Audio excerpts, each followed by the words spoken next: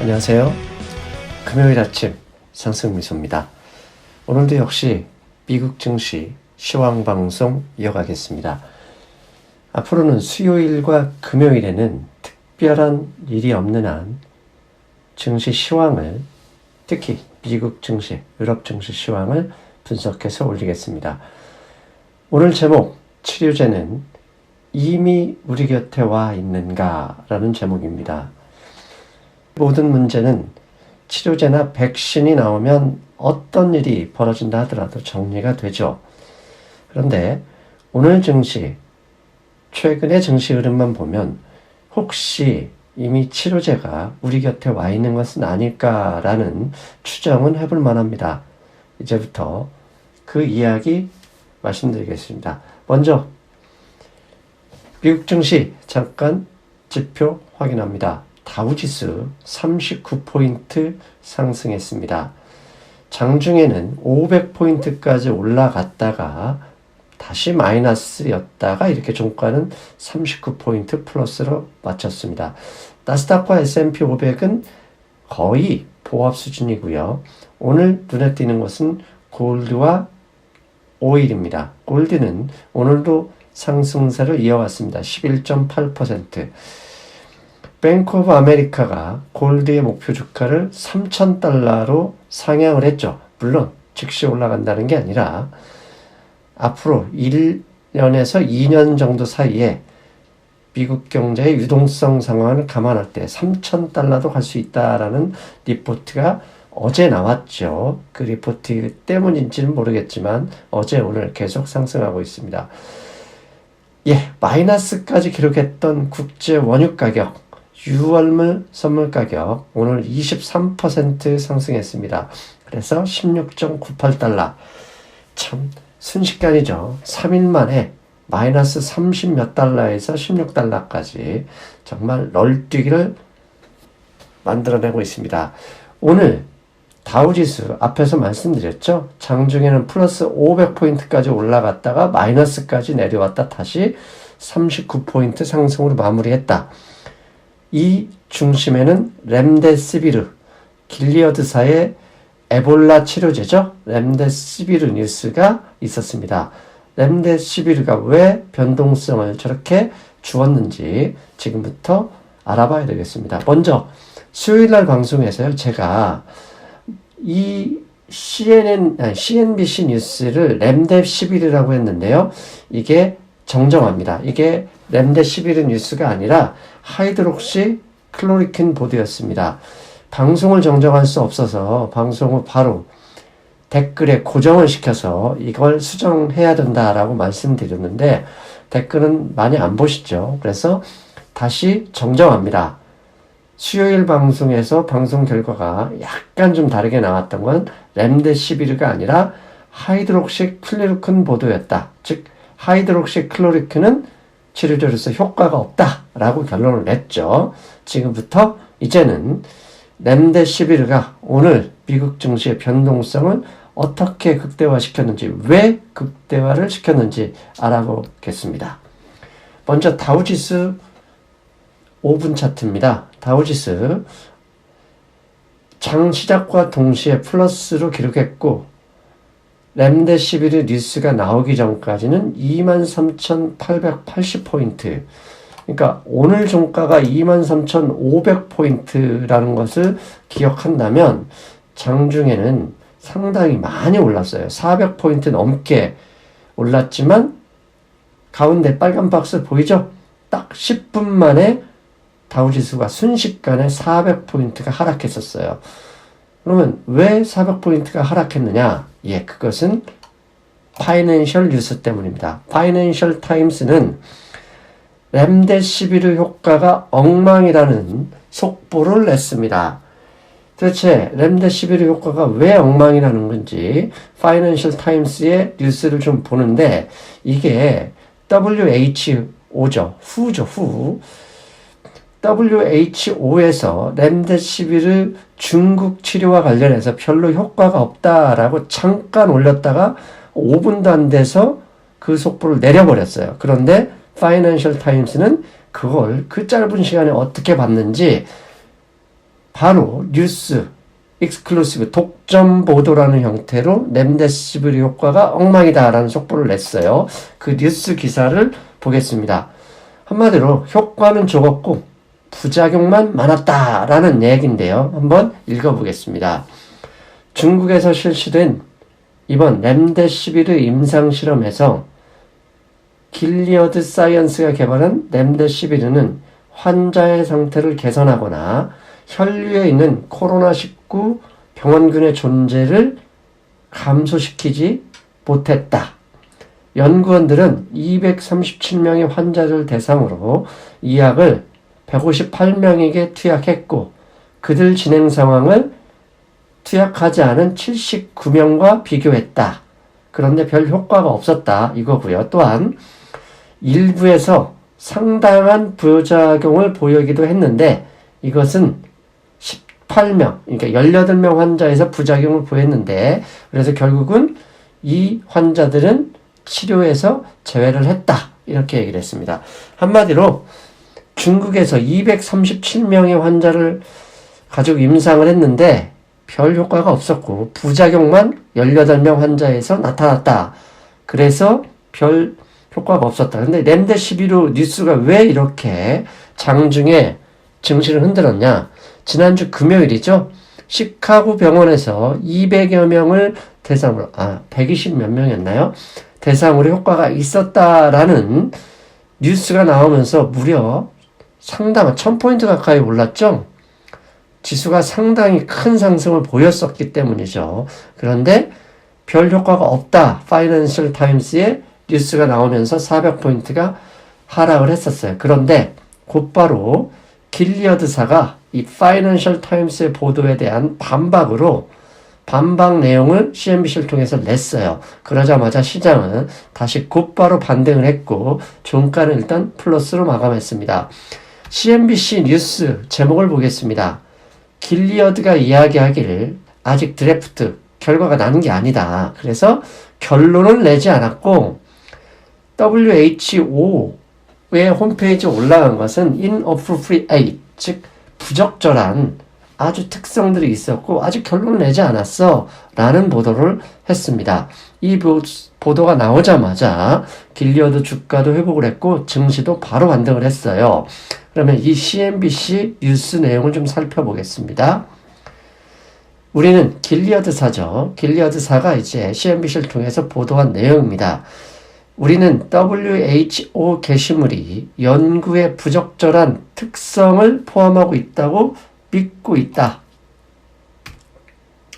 그런데 중요한 것은 이 연구가 낮은 등록률로 인해 그러니까 숫자가 적었다는 얘기죠. 낮은 등록률로 인해 조기에 종료됐기에 의미 있는 결론을 내리기에는 부족하다고 생각한다. 따라서 중국만의 연구 결과로 결론을 내릴 수는 없지만 미국에서 이미 하고 있는 것을 볼 때 데이터의 추세는 특히 발병 초기에 그러니까 확진 환자를 받자마자 발병 초기에 치료받은 환자들 사이에서는 렘데시비르에 대한 잠재적인 효과가 나타나고 있다.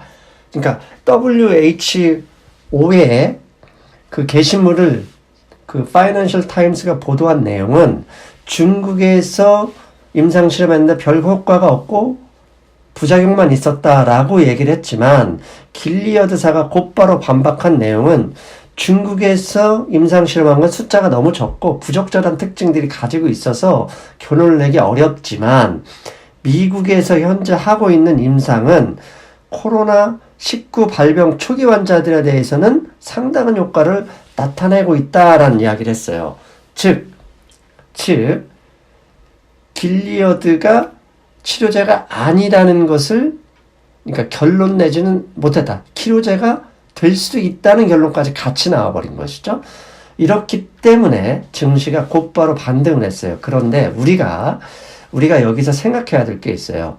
시장이 WHO의 발표를 믿지 않고 파이낸셜 타임스의 발표를 믿지 않고 오직 길리어드사가 발표한 내용만은 신뢰하는 것인가 라고 생각할 수 있는 거거든요. 그런데 그게 꼭 길리어드사의 발표만은 신뢰하는 것 같지는 않고요.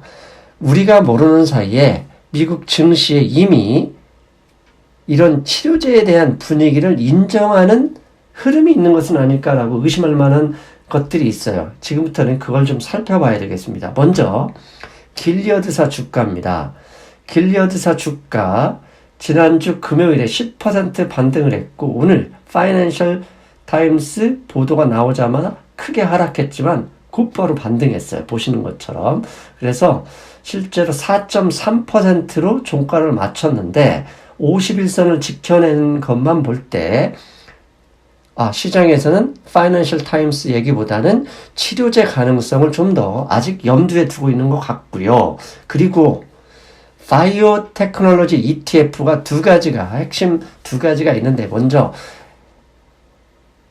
SPDR, SP500 인덱스의 바이오테크 ETF XBI를 보면 보시는 것처럼 전혀 흔들리지 않았어요.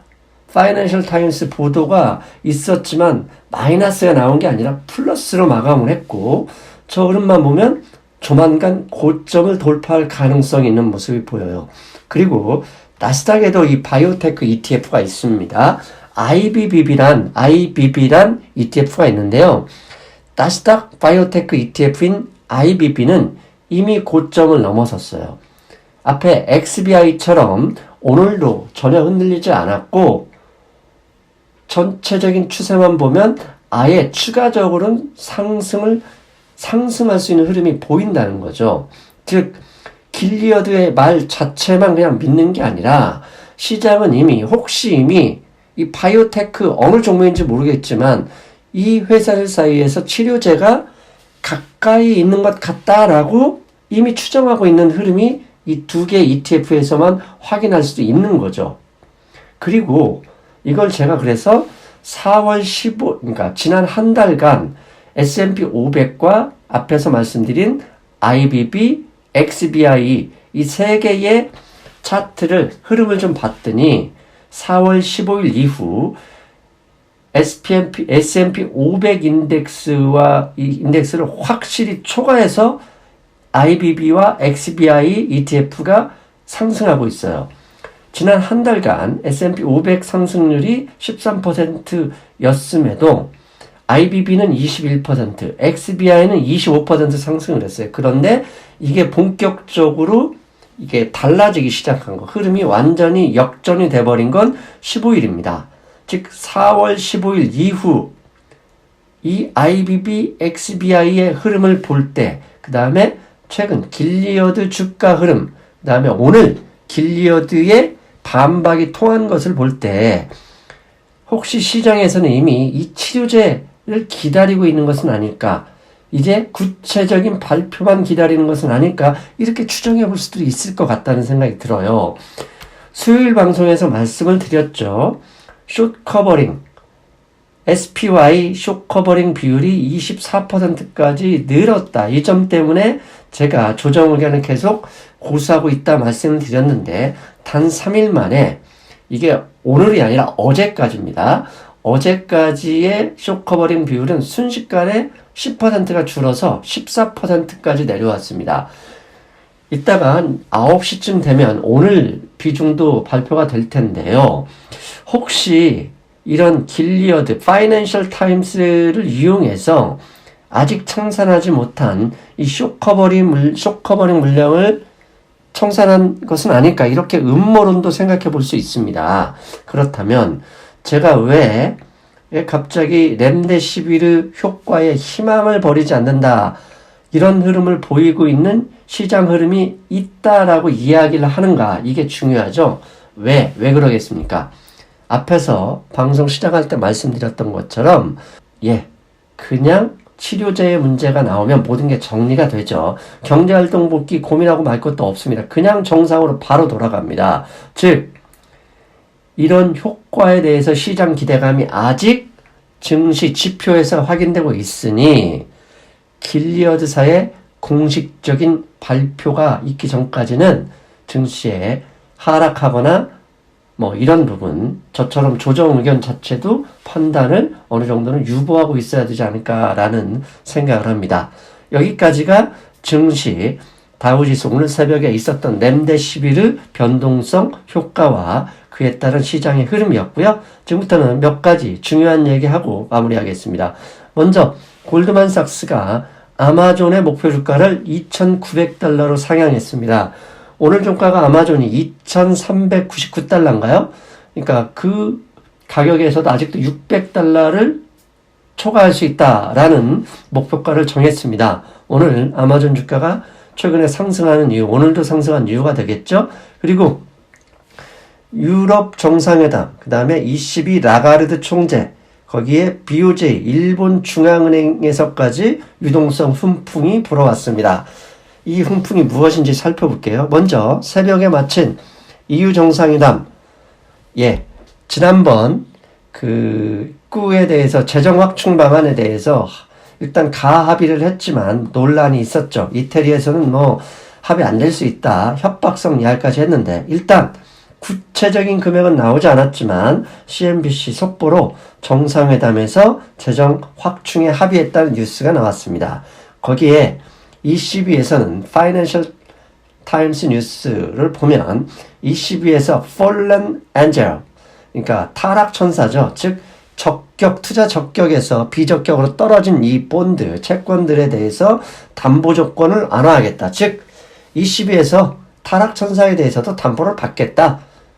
그러니까 지난번 미국 연준에서도 비슷한 얘기를 했죠. 정크본드까지 담보로 받겠다는 것과 거의 유사한 ECB 정책을 파이낸셜 타임스에서 보도했습니다. 여기에 CNBC 보도를 보면 라가르드 ECB 총재가요, 유럽 국가들의 헬리콥터 머니를 요구했습니다. 여기서 헬리콥터 머니는 무엇이냐?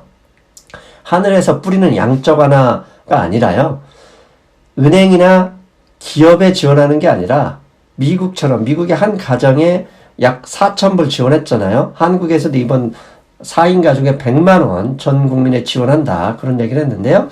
라가르드 총재도 공식적으로 불만을 표했습니다. 헬리콥터 머니, 국민의 지갑에 직접 돈을 주는 이 머니를 해야 유럽 경제도 어느 정도 회복을 지원할 수 있다, 이런 얘기를 한 겁니다. 이 얘기는 뭐죠? ECB가 도와주겠다, 그런 의미입니다. 이렇게 되자 앞에서 말씀드렸죠. 이탈리아가 가장 심각한데요. 이탈리아 채권금리가 10년 만기 채권금리가 지난 3월 초에 급등해서 내려가다가 계속 올라갔어요. 왜냐하면 유럽 정상회담에서 이 재정안 합의 안 될 것이라는 그런 걱정이 있었는데 이런 뉴스와 함께 채권금리가 일단 2% 밑으로 떨어졌습니다. 그리고 BOJ, 일본 중앙은행, 로이터 통신의 보도입니다. 일본 중앙은행이 다음 주입니다. 현재 일본 중앙은행이 1년에 7,430억 달러의 채권 매입 한도를 가지고 있는데요. 아예 다음 주에 BOJ가 이 한도를 철폐해버릴 가능성이 있다, 이런 뉴스가 나왔습니다. 즉 무제한으로 채권 매입해서 일본 경기를 살려버리겠다라는 이야기죠. 즉 결국 미국은 이미 했고 유럽과 일본이 유동성까지 퍼붓는다면 치료제 분위기와 함께 증시 상승의 동력이 되겠죠. 그런데 제가 아직도 증시 조정 의견을 포기하지 못하고 있어요. 이렇게 증시 조정 의견을 포기하지 못하는 지표가 세 가지가 있는데요. 첫 번째는 달러와 인덱스입니다. 보시는 그림처럼 달러와 인덱스가 다시 한번 고점을 돌파할 태세예요. 어제, 그 다음에 지난주 금요일에도 증시가 크게 올랐지만 달러와 인덱스가 상승을 했어요. 그런데 어느 정도 이해는 됩니다. 왜?